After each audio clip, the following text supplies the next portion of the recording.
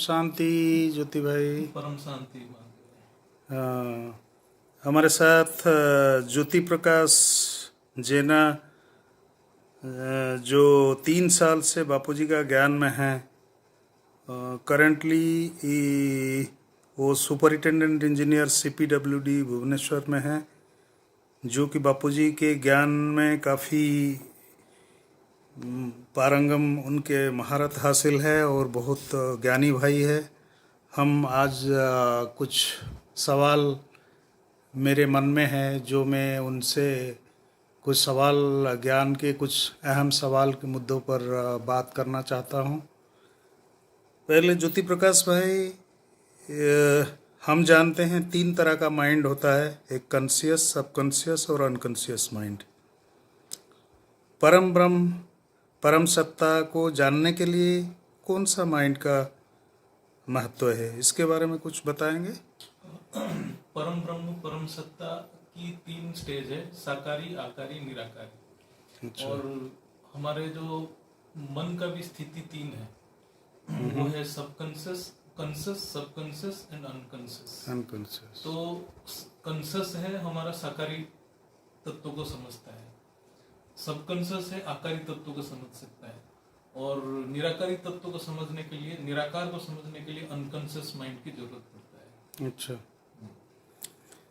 उसके उपरांत हम एक सवाल और है हमारे मन में, तर्क से हम ज्ञान यानी कि ब्रह्म को कैसे पहचानेंगे, कैसे जानेंगे? तर्क से, लॉजिकल माइंड जिसको बोलते हैं।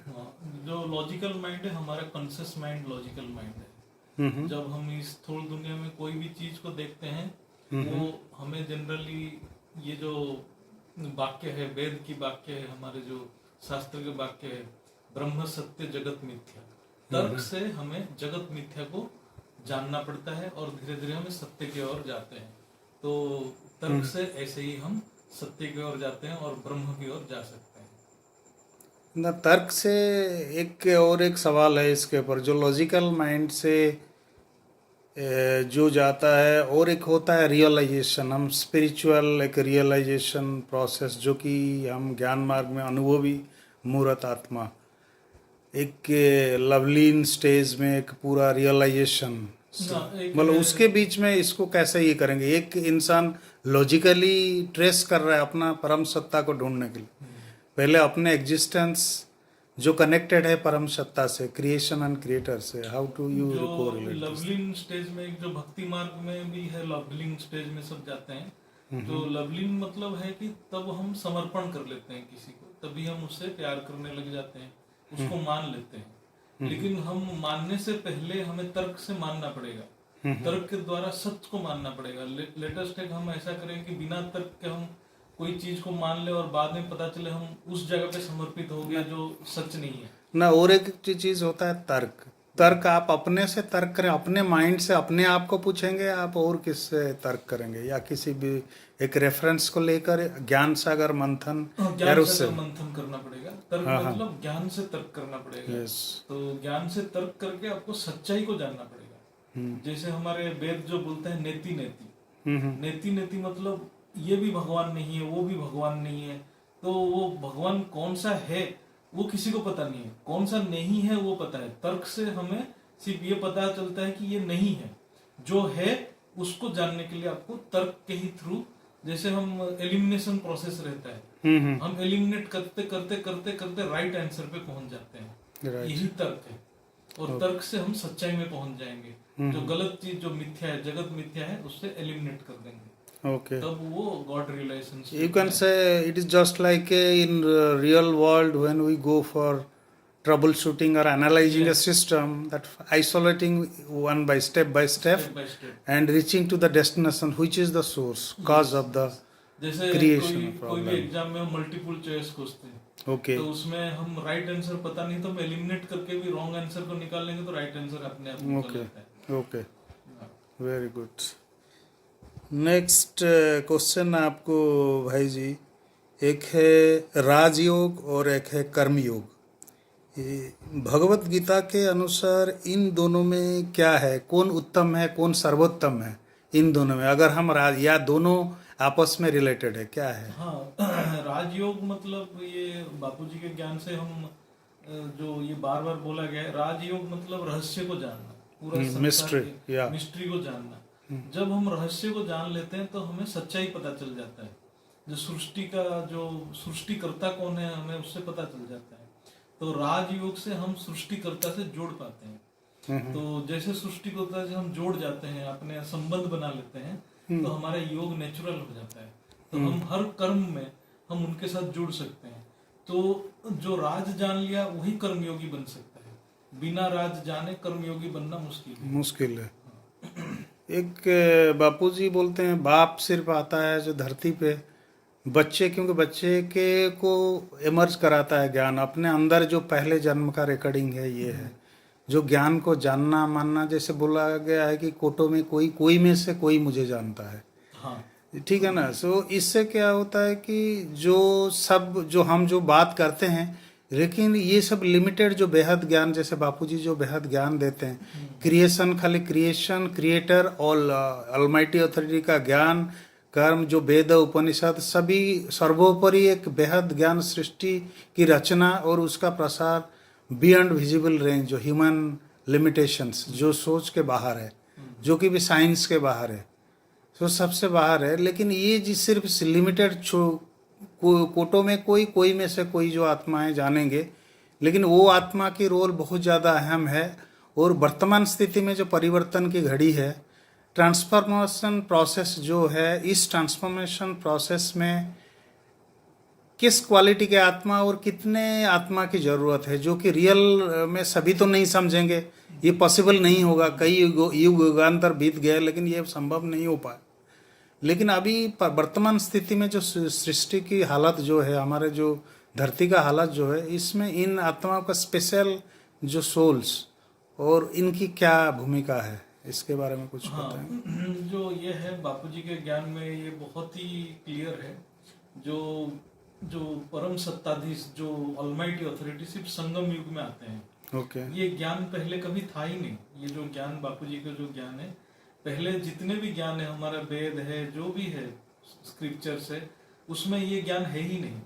तो ये ज्ञान सिर्फ संगम युग में ही ऑलमाइटी अथॉरिटी खुद आके देते हैं। लेकिन ये ज्ञान को पकड़ेगा कौन? जिसके अंदर देखो, ये शास्त्र में भी ये भी लिखा है, जो हम ज्ञान स्वरूप है, आत्मा ज्ञान स्वरूप है, आत्मा में पूर्ण ज्ञानी है। लेकिन वो जब हमारे ऊपर बहुत सारे तत्वों का आवरण पड़ चुका है तो हम अज्ञानी बन चुके हैं। जब स्थूल दुनिया में आता है तो हमारे ज्ञान कवर हो जाता है, जैसे बादल सूरज को कवर कर लेता है। तो ऐसे ही हमारा ज्ञान कवर हो चुका है। तो वही आत्मा, जो आत्मा के पास वो ज्ञान अंदर पड़ा है, वही आत्मा ही वो ज्ञान को पकड़ेगा। और वही जो बहुत कम आत्माएं हैं, जो 108 आत्माएं हैं बापूजी के हिसाब से, वही ही अपने आप को स्व परिवर्तन कर सकते हैं। जो स्व परिवर्तन कर सकता है वही विश्व परिवर्तन कर सकता है। करेक्ट। अभी एक सवाल है, हम पूछेंगे कर्म योगी और सन्यासी के बारे में। आपने तो देखा युगांतर जा चुका है, बीत चुका है धरती पर, हम जो धरती के ये है, सो बहुत सारे ऋषि मुनि युग तपस्या कर रहे हैं। अभी भी हिमालय में कई ऋषि मुनि जो है अदृश्य दृश्य रूप में, विजिबल इनविजिबल फॉर्म में है, और धरती की डेवलपमेंट में उनका अहम भूमिका है। साइंटिफिक डेवलपमेंट या जो भी कुछ डेवलपमेंट है, उसके साथ साथ दुनिया की भी डिग्रेडेशन, जो पतन भी है, जो नेगेटिविटी भी फैला है। अभी कुछ दिनों से, करीब 1-2 साल से कुछ परिवर्तन जैसा माहौल भी सब दिखाई दे रहा है, परिवर्तन हो रहा है। अभी इसमें जो कर्म योगी का भूमिका बहुत ज़्यादा महत्व है बापूजी का ज्ञान के हिसाब से, ना कि खाली बैठ के बंद कमरे में योग करना है, तप करना है। दुनिया में परिवर्तन जो, जैसे कुछ ज्ञान मार्ग में ये प्रैक्टिस किया जाता है, लेकिन जो हमारे जो प्रोफेशनल फील्ड में बहुत सारे भाई बहन हैं जो काम कर रहे हैं, लेकिन बापूजी का ज्ञान सीखते हैं, जानते दिन भर दिन, वो बहुत उनको अनुभव हो रहा है, बहुत सारे रियल टाइम वो बहुत कुछ रियलाइज कर रहे हैं, अनुभवी मूर्त आत्मा बन रहे हैं।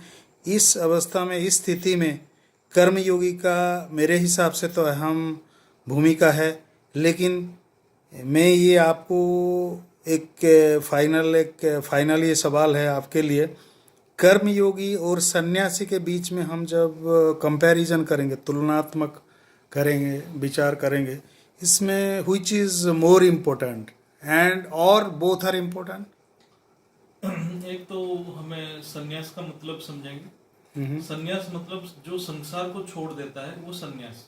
ओके। तो संसार को स्थूल रूप में छोड़ना, जो सन्यास जो जंगल चले जाते हैं और एक कमरे में बंद हो जाते हैं, नहीं तो अकेले रहते हैं, तो वो स्थूल रूप में संसार को छोड़ते हैं। लेकिन मन से संसार को छोड़ना वो असली सन्यासी है।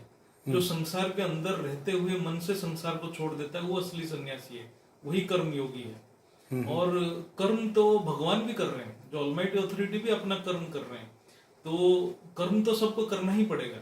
और वो कोई स्थूल में करे या सूक्ष्म में करे, बहुत सारे कर्म कर रहे हैं। तो जो आत्माएं सूक्ष्म रूप में, वो सूक्ष्म रूप में कर्म कर रहे हैं। जो स्थूल में है, स्थूल कर्म भी कर रहे हैं, सूक्ष्म कर्म भी कर रहे हैं।